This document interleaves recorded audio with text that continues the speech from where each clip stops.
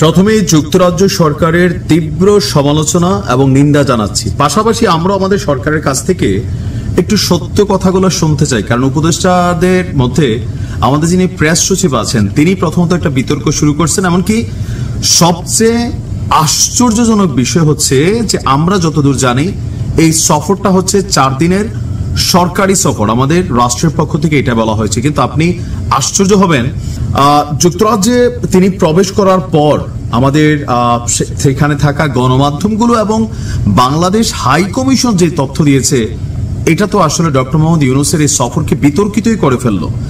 বলা হচ্ছে যে ডক্টর মোহাম্মদ ইউনূসকে বিমানবন্দরে স্বাগত জানানোর জন্য বাংলাদেশ হাই কমিশন ছাড়া, এখন বাংলাদেশ হাই কমিশন যেতে বাধ্য কারণ এটা সরকারি প্রতিষ্ঠান, সেই হাই কমিশনের জনগণ ছাড়া বা 2-4 জন প্রতিনিধি ছাড়া ব্রিটিশ সরকার বা যুক্তরাজ্যের রাজা তৃতীয় চার্লসের কারোর পক্ষ থেকে কোনো প্রতিনিধি বিমানবন্দরে উপস্থিত ছিলেন না।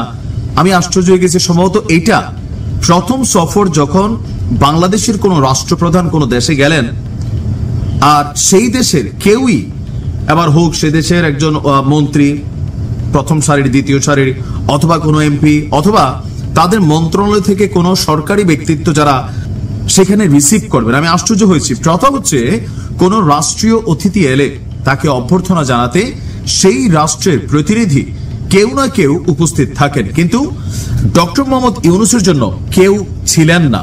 আর এটাতে স্পষ্ট একটা বার্তা হচ্ছে যে আমাদের সরকারকে বা সরকার প্রধানকে যুক্তরাজ্য জেনে বোঝে হোক বা ইচ্ছাকৃত হোক অথবা না বোঝে হোক, এটা কিন্তু অপমান করা হচ্ছে, চরম অপমান। এই রাষ্ট্রগুলোর কাছে এতটা সজ্জন ব্যক্তিত্ব যেখানে যুক্তরাজ্যের রাজা তাকে পুরস্কার দিবেন। এখন আমার তো সন্দেহ লাগতেছে যে পুরস্কারের তালিকায় ওনার কিন্তু নাম নেই। আমরা যতদূর জানছি গত বছর যখন জাতিসংঘের মহাসচিব বান কি মুনকে সিস্টেমের বাহিরে একটা পুরস্কার দেওয়া হয়েছিল, যে হারমোনি অ্যাওয়ার্ডস যেটার কথা বলা হচ্ছে, বিশেষ ব্যক্তিদেরকে দেন যারা লিস্টের বাহিরের মানুষ, মানে তাদেরকে লিস্টে আনাটাও এটা অন্যায় অথবা তাদের জন্য অসম্মানজনক। এত বড় একটা গুরুত্বপূর্ণ তিনি উপহার পাবেন বা অ্যাওয়ার্ড পাবেন, কিন্তু এই রাষ্ট্রের পক্ষ থেকে একজন মানুষ ওনাকে এয়ারপোর্টে রিসিভ করতে আসলো না। এরপরে আপনি দেখেন যুক্তরাজ্যের প্রধানমন্ত্রী সে যুক্তরাজ্যে আছে, আগামী শনিবার মানে ডক্টর ইউনূস বাংলাদেশে আসার পর তিনি কানাডা সফরে বের হবেন, কিন্তু ডক্টর মোহাম্মদ ইউনূসের সাথে তার বৈঠক হতে যাচ্ছে না। আরো আশ্চর্যের বিষয় হচ্ছে যে আমাদের প্রেস সচিব শফিক ভাই তিনি একটা ভেজাল লাগাই ফেলছেন।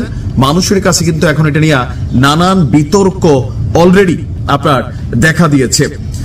এছাড়া আপনার এই সফরটা যে সরকারি সফর কিনা এটা নিয়েও এখন প্রশ্ন উঠেছে, যে আমরা যতদূর জানি যে আপনার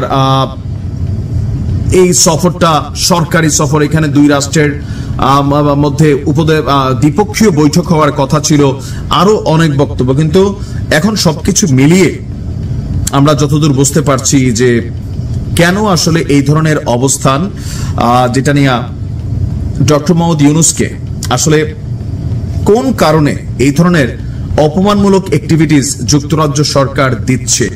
এখন আসলে এখন কি বলবো বলেন, সম্ভবত এটা একটা নির্বাচিত এবং অনির্বাচিত সরকারের মধ্যে পার্থক্য নাকি, যে একজন গণতান্ত্রিক সরকার তিনি যে কোনো দেশের সফরে যাবেন সেই রাষ্ট্রের কোনো না কোনো একজন ব্যক্তিত্ব থাকবেন। আমরা বাংলাদেশের প্রথম সারির গণমাধ্যম দৈনিক ইনকিলাবে আমরা দেখলাম যে এই তথ্যটা আসছে।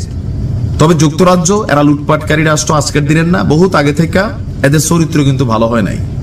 এখন ফাইনালি তো সন্দেহ হচ্ছে যে অ্যাওয়ার্ডটা আসলে তিনি নিয়ে আসতে পারেন কিনা। আবার বিএনপির পক্ষ থেকে দাবি করা হচ্ছে যে জনাব তারেক রহমানের সাথে দেখা করার জন্যই বহুত কষ্টটা সে টাইম টু মিলেয়া তিনি নাকি যুক্তরাজ্যে গেছেন দেখা করতে। ফজলুল করিম ভাই যিনি আছেন তিনি এই কথাগুলো বলছিলেন, আসলে কোনটা জানি না, তবে এখানে নানান বিতর্ক শুরু হয়ে গেছে।